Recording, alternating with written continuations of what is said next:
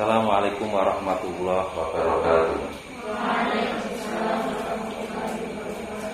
Bismillahirrahmanirrahim. Alhamdulillahirabbil alamin. Wassalatu wassalamu ala asyrofil anbiya'i wal mursalin wa ala alihi wa ashabihi ajmain, amma ba'du.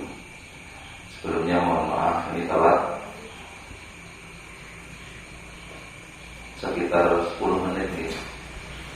Tadi saya sudah izin ke pengurus pendidikan bisa masuk jam 9 pas, ternyata telat 10 menit. Karena tadi sejak jam setengah 8 sampai jam 9 itu saya diberi tugas oleh Mbak Alisa Wahid, putrinya Gus Dur. Saya diberi tugas untuk ngisi seminar online.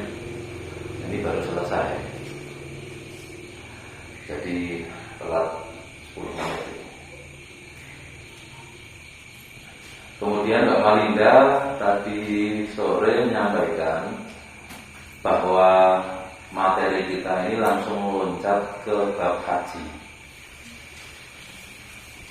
Karena apa? Karena dari bab zakat dan bab saum itu sudah ada rekaman saya yang nanti akan disiarkan saat sampean semua berada di rumah.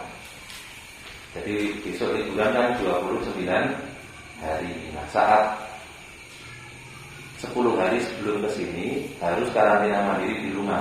Saat karantina itu nanti ada pengajian online, biar sampean tidak terlalu kesepian di rumah. Sambil ngaji online. Nah, bab yang sampean kaji saat di rumah adalah bab saum. Jadi sekarang kita langsung meloncat ke bab haji.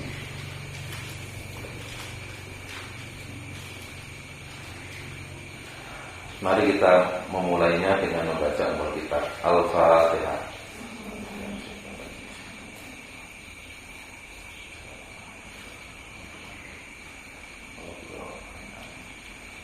Bismillahirrahmanirrahim. Kitabu Ahkamil Haji. Utawi iki iku kitab kang nerangake pira-pira hukume haji. Ini adalah kitab yang menerangkan hukum-hukumnya haji. Wa huwa utawi haji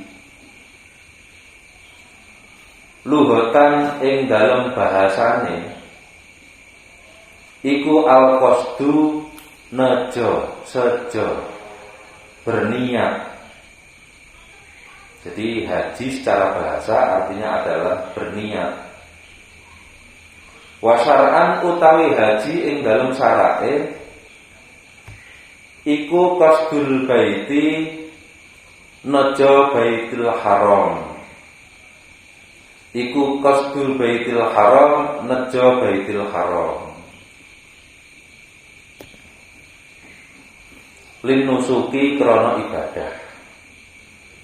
Haji secara syarak adalah punya komitmen niat kuat untuk pergi menuju ke Baitul Haram dalam rangka beribadah. Berarti kalau ke Makkah tujuannya berdagang tidak disebut haji.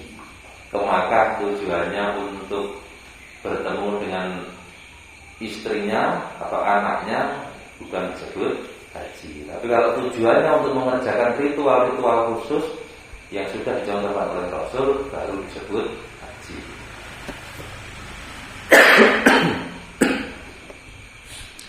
Wasaro itu wujubil haji utawi piro-piro syarate wajibnya haji. Syarat-syarat wajibnya haji iku sab'atu asya'a, pitu piro-piro perkara. Ada 7 perkara. Wa fi ba'din naskhi atau wa fi ba'din nusahi. Kalau naskhi berarti 1 naskah, kalau nusah ya banyak naskah. Ing dalem sebagiane pira-pira naskah sab'u khisalin utawi redaksi sab'u khisalin. Bukan sab'atu asya, tapi redaksinya sab'u khisalin. Apa saja 7 itu? Rupane al-Islamu Islam. Orang Islam wajib haji. Wal bulughu lan balik. Balita belum wajib haji. Wal aqlu lan duwe akal. Orang gila tidak wajib haji. Wal hurriyatu lan merdeka. Budak tidak wajib haji.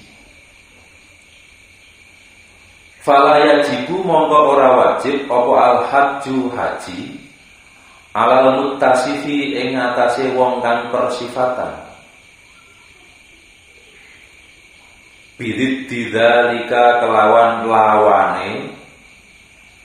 Bidid didzalika kelawan lawane mengkono-mengkono Islam buluh aklu huriyah.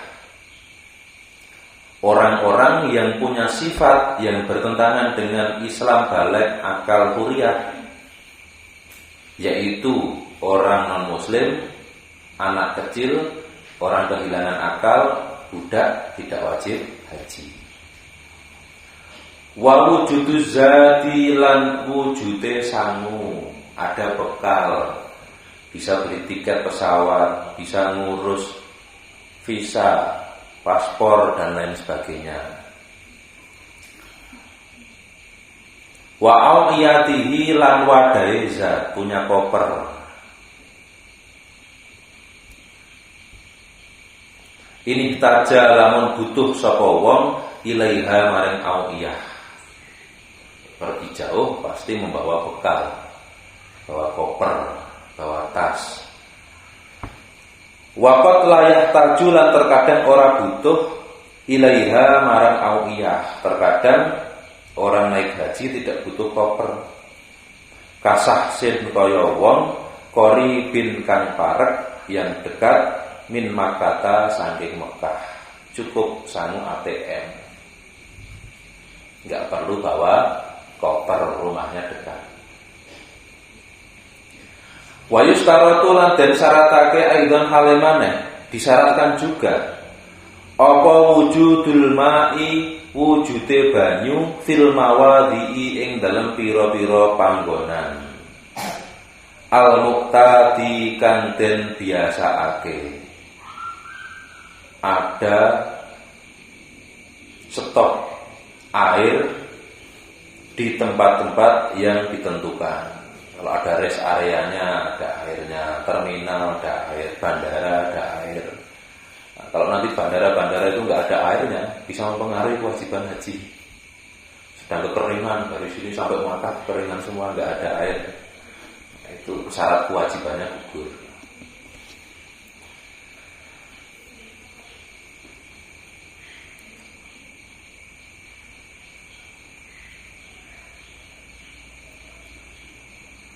Khumila kang den gawa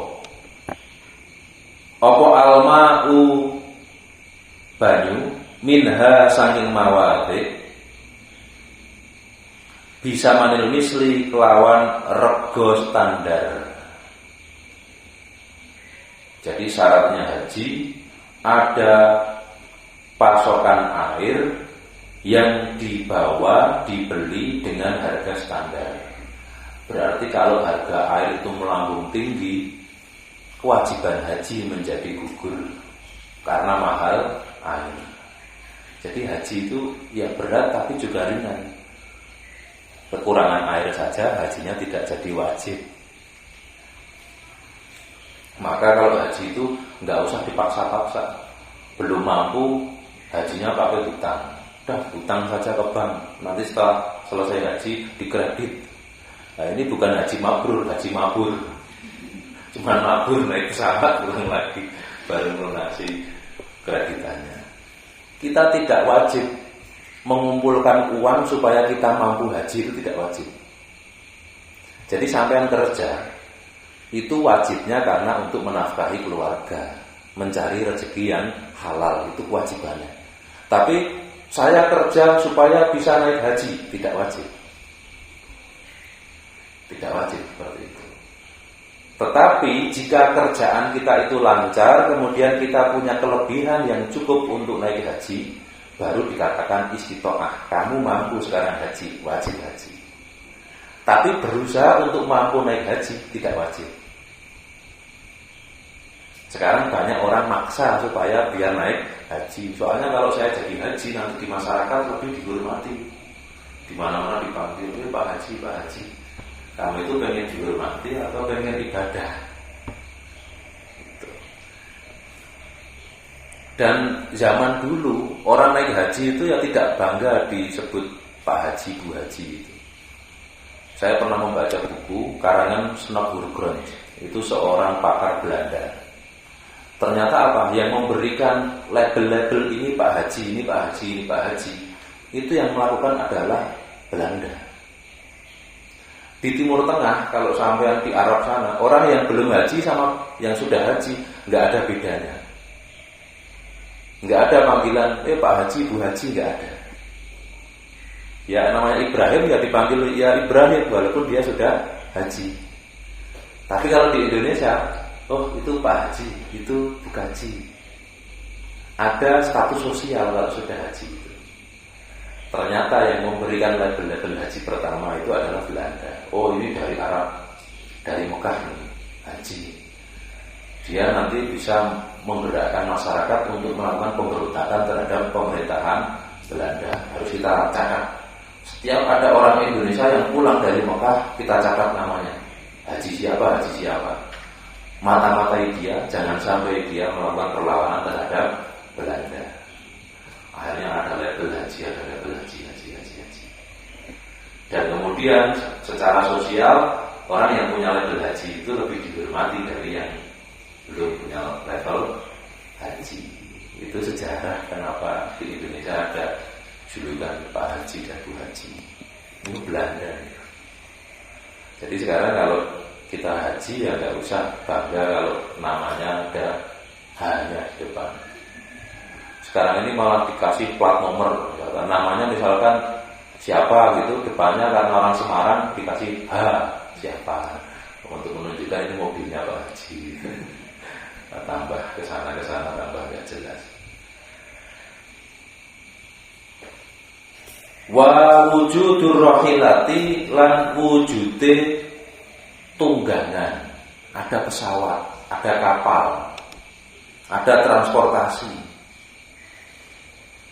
Alati rupane rohilah tasluhu kang patut apa alati limislihi marang sepadane wong bisira in kelawan tuku awis tijarin utawa nyewa.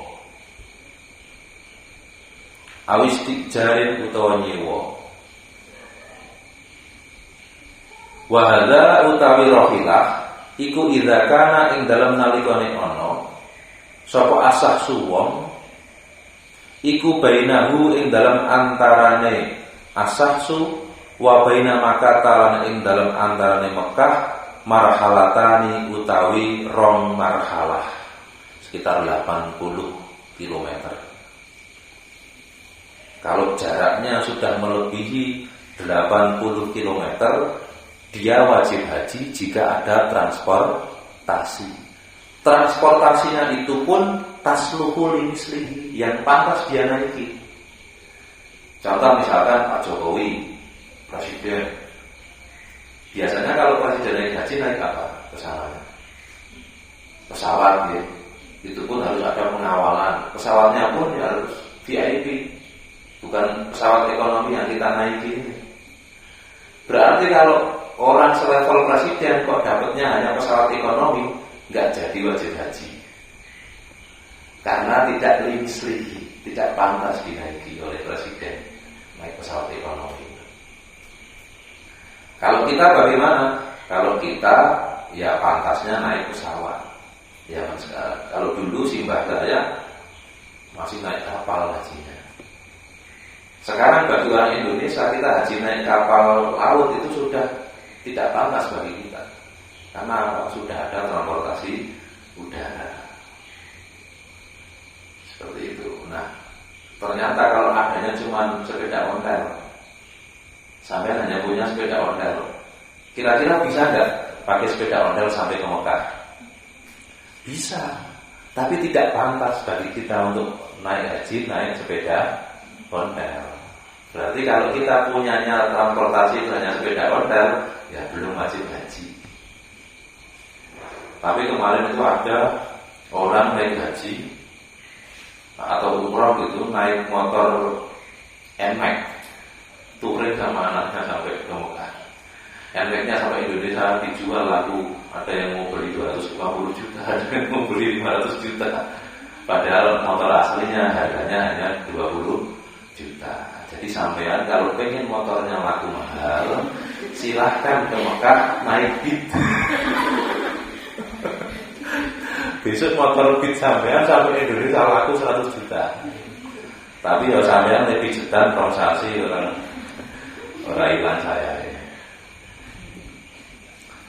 Itu ya. Jadi kalau adanya hanya hotel, walaupun itu bisa kita naiki sampai Makkah, kita tidak wajib haji.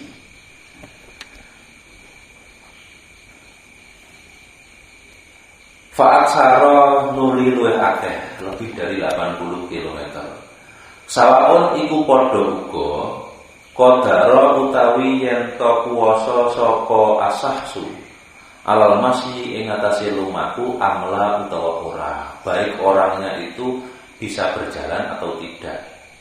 Kalau nggak bisa berjalan ya didorong dengan kursi roda. Fa in kana mongko lamun ana iku bainahu ing dalem antarane asahsu wa baina Makkah ing dalem antarane Mekah duna marhalataini kelawan kurang rong marhalah wa huwa hale utawi asahsu iku qawiyun kuat al masyi ing atase lumaku lazimahu mongko wajib ing asahsu lazimahu mongko wajib ing asahsu apa al hajju haji bila rohilatin kelawan tanpa tunggangan. Kalau jarak antara rumahnya dengan Mekah kurang dari 80 km, kemudian dia mampu berjalan, maka dia wajib berjalan tanpa menaiki kendaraan. Wajib haji tanpa menaiki kendaraan karena jaraknya kurang dari 80 km. Tetap wajib. Wa yustaratu lan den syaratake apa kaunuma anane perkara dukira kang wis den tutur apa ma iku fadilan kang luweh yang lebih antainihi saking utange asahsu wa an mu'natiman lan ragate wong alaihi kang iku tetep ing ngatasé asahsu mu'natuhum utawi ragate man muddata dhihabihi ing dalem mangsa lungane man wa iya bihi lan baline man. Orang yang wajib haji itu disyaratkan uangnya bisa melebihi hutangnya. Artinya apa? Hutang-hutangnya itu dilunasi, kemudian masih ada sisa, itu wajib haji. Jadi kalau orang hutang untuk naik haji itu nggak wajib haji, karena syaratnya wajib haji kalau dia bisa melunasi hutangnya. Sekarang kalau kita punya uang 32 juta, haji kan sekarang sekitar 32 juta nih. Pembayaran awalnya 25 juta. Nanti kalau sudah dapat panggilan, dapat kursi, melunasi. Nah, kemudian kita punya 30 juta, tapi kita juga punya hutang kepada tetangga kita. Mana yang didahulukan? Haji dulu atau melunasi hutangnya dulu? Melunasi hutangnya dulu. Kenapa kok bisa demikian? Karena urusan dengan manusia harus didahulukan dibanding urusan dengan Allah. Oh ini loh. Biasanya kita ini kan mendahulukan urusan dengan Allah menomorduakan urusan dengan manusia. Tapi tidak seperti itu Islam itu. Islam itu justru menyuruh kita untuk menomorsatukan urusan dengan manusia, menomorduakan urusan dengan Allah. Kenapa demikian? Karena hakullah mabniun al musamahah. Hak Allah itu urusannya gampang. Tapi kalau hakul adam mabniun al mughalathah atau mughalathah, urusan dengan sesama manusia itu prinsipnya adalah rumit. Urusan dengan sesama manusia itu rumit, urusan dengan Allah itu mudah. Jadi yang rumit didahulukan. Jadi kalau kita punya uang bisa dipakai naik haji, tapi kita juga masih punya tanggungan kepada sesama manusia, kita dahulukan melunasi hutangnya dulu. Ada sebuah cerita dalam kitab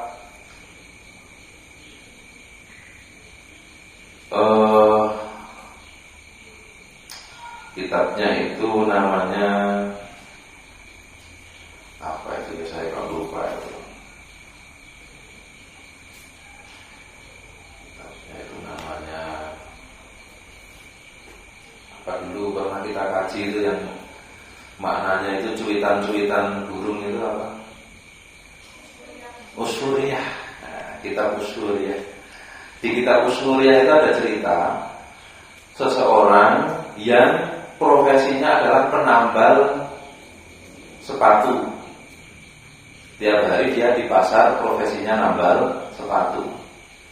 Dapat keuntungan 500 rupiah dia simpan. Keuntungan 1 dirham dia simpan. Keuntungan 1 dinar dia simpan. Terus menerus sampai kumpul banyak. Dan cukup dipakai naik haji. Setelah dia mau naik haji, tetangganya ini kelaparan.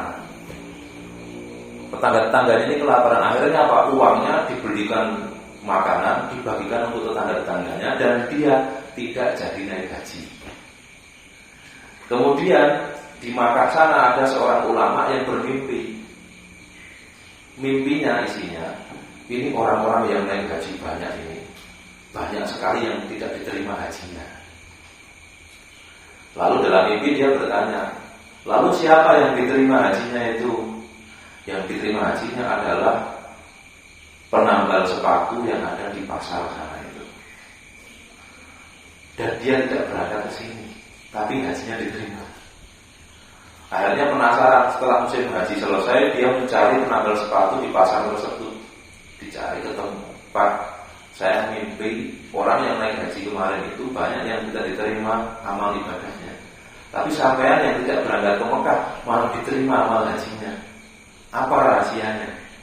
Dia kaget. Loh, saya itu belum haji, saya itu baru mau niat haji, uangnya habis, soalnya tetangga-tetangga saya kelaparan. Jadi saya belum jadi haji, tapi amal haji sampean sudah diterima. Gitu. Jadi haji mabrur itu belum tentu orang yang ke Makkah hajinya diterima. Bisa jadi orang yang tidak pernah haji tapi dia itu mendermakan hartanya untuk orang-orang miskin, hajinya sudah diterima. Nah, ini misteri haji. Ini misteri haji. Maka itu tadi apa namanya, urusan dengan manusia ini harus kita dahulukan. Kalau tetangga kita ada yang lapar, kita utamakan untuk kita kasih daripada naik haji. Tapi kalau kanan kiri kita sudah sejahtera, kita naik haji. Jadi supaya ini rahasia, supaya amal haji sampai diterima. Sebelum haji bersedekahlah. Orang-orang miskin yang ada di kanan kiri sampean itu kasih sedekah. Setelah itu baru naik haji. Wah, itu haji sampean insya Allah lebih diterima daripada orang yang hanya naik haji tapi kanan kirinya kelaparan. Ini hikmah yang kita ambil dari cerita tadi itu. Kita lanjutkan.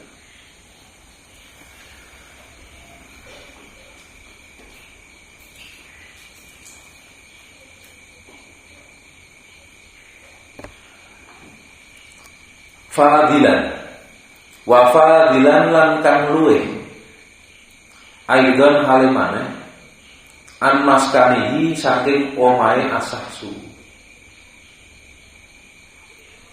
Allah iki kang patut bihi kelawan asahsu. Wa an abdin lan saking kawula yali kang patut bihi kelawan asahsu.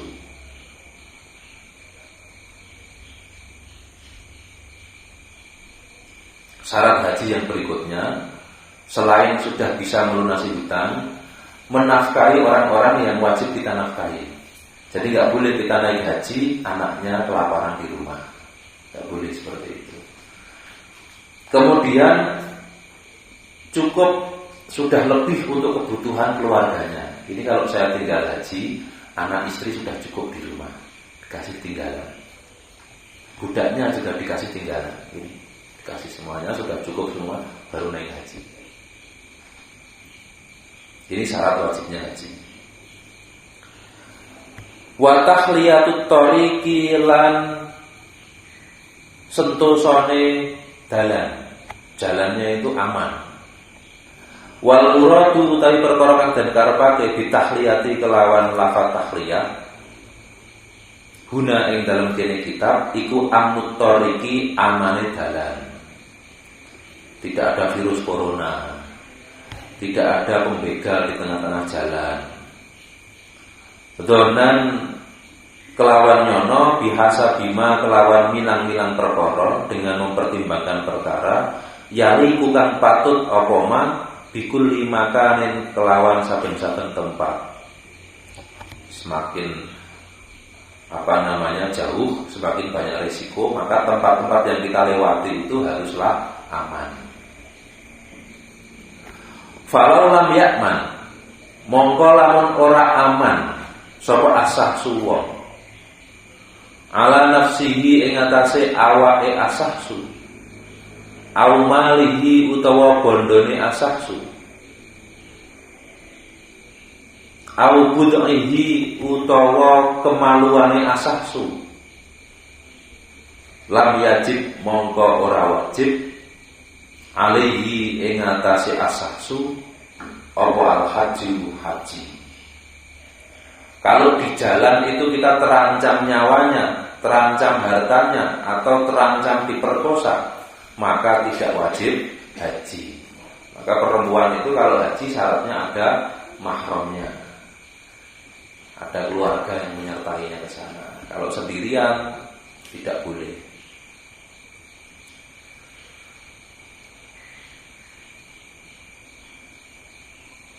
Wa qauluhu utawi ucapane musannif rupane wa imkanul masiri lan kongange lumaku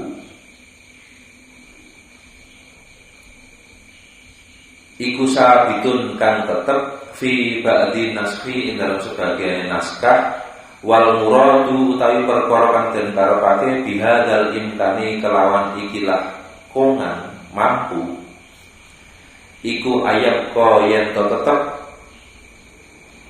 minaz zamani saking zaman ba'da wujudi zati ing dalam sakwise wujude sangu warahilati lan tunggangan apa ma perkara yumkinu kan kongan fihi ing dalem ma apa asairu lumaku al mahhudu kang den wirui perjalanan yang sudah diketahui, yang sudah dikenal ilal haji marang haji. Yang dimaksud dengan imkan itu adalah sudah ada transportasi, sudah ada bekal, kemudian ada waktu yang memungkinkan untuk ditempuh menuju ke Makkah. Ada waktu yang memungkinkan kita untuk menempuh perjalanan itu. Itu namanya apa? Imkanus sair. Fa'in amkana mongko lamun kongan mampu apa sair illa anahu kejaba sak temene asahsu iku yahtaju butuh sapa asahsu Likoti marhalataini maring nempuh rong pos atau 80 km. Fi ba'dil ayami ing dalam sebagian pira-pira dina lam yalzamhu mongko ora wajib ing asaksu apa al hajju haji.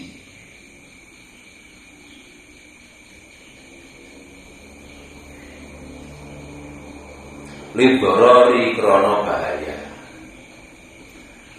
Kita punya mobil atau tadi itu yang punya sepeda ontel.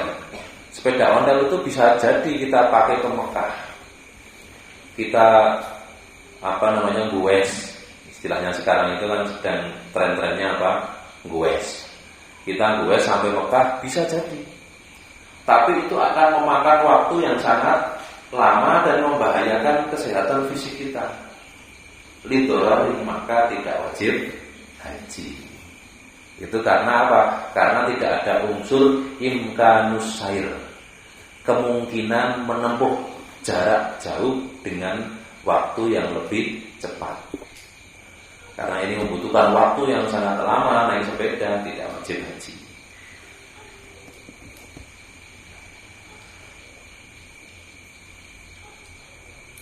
Kalau zaman dulu orang yang di Madinah, di sekitar Makkah, punya onta saja atau punya sepeda ontel saja sudah wajib haji. Zaman dulu orang-orang itu haji naik onta, naik kuda, bahkan ada yang naik keledai. Tapi kalau dari sini sampean itu naik onta, ya nggak wajib haji, karena waktu yang harus ditempuh sangat lama. Belum sampai Mekah, ontanya mungkin sudah mati.